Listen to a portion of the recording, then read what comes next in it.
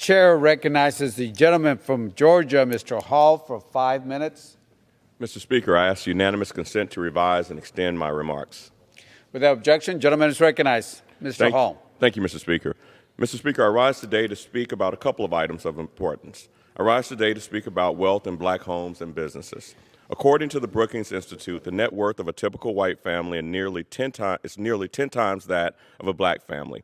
According to the Atlanta Wealth Building Initiative, the numbers in my home city of Atlanta and the other 8 cities in the district, College Park, East Point, Decatur, Hateville, Lake City, Forest Park, Morrow, and Brookhaven, are slightly better but no less concerning. The median household income of a white family is $83,722 compared to $28,105 for a black family. 69% of black families are liquid asset poor compared to 22% of white families. The average African-American owned business is valued at $58,085, while the average value of a white business is $658,264. There are many reasons for these disparities, starting foremost with America's original sin, slavery. And descendants of African slaves in District 5 expect restorative financial justice in the form of reparations. We also know that a reason the problem persists well into the 21st century is the availability of capital to black-owned businesses and the success of black banks. The higher the circulation of dollars in a community, the greater the economic stability and opportunities for economic growth.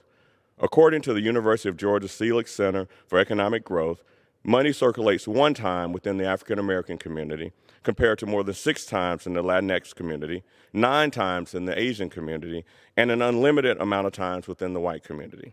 A Black Star Project study on the racial wealth gap calculates that a dollar circulates 6 hours in the black community, 20 days in the Jewish community, and 30 days in the Asian community.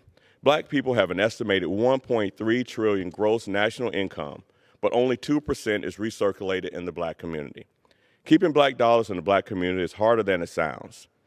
In her TEDx talk about the impact of black dollars being spent outside of the black community, author and activist Maggie Anderson shares a story about an empowerment experiment during which her family attempted to purchase black-made products from black-owned businesses for 1 year.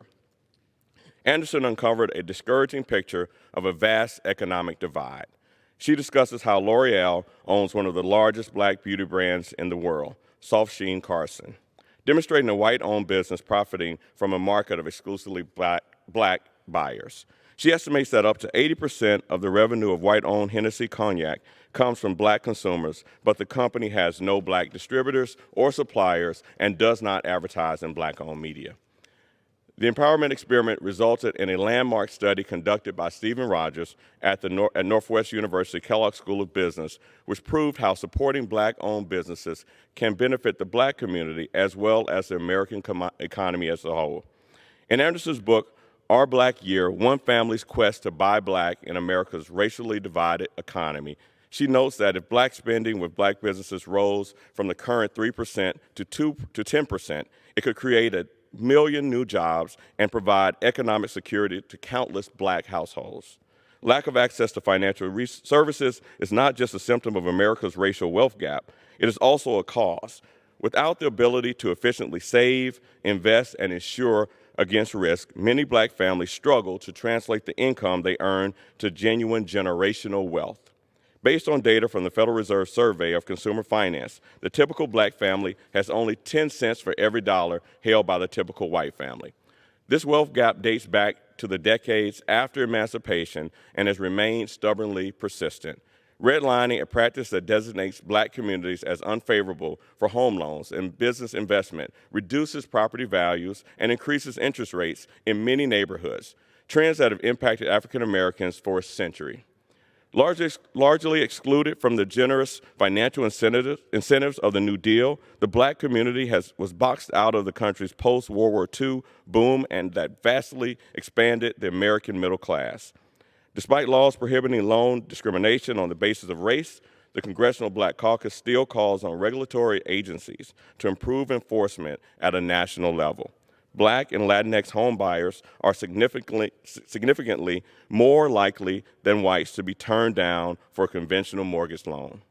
A recent analysis from Zillow shows that in 2016, nearly 21% of black applicants were denied a conventional loan, while 15.5% of Latinx were, and in 2016, Asian applicants were denied a conventional loan in 10.4% of cases, slightly more than the national average, and whites in only 8.1% of cases.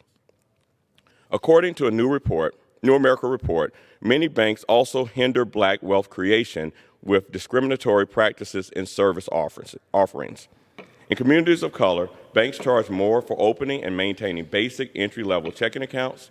The minimum opening deposit is higher in majority black neighborhoods, $80.60, and in neighborhoods without racial majority, $97 than in white neighborhoods, 68.5. The solution is that there's a need to help support MDI and CDFIs, but not only with deposits. Mr. Speaker, this is an urgent issue. I urge my colleagues in this chamber to consider the dictates of the statement and act to help all Americans realize their American dream. I yield, Mr. Speaker. Chair recognizes the gentleman from Ohio, Mr. Shabbat, for 5 minutes.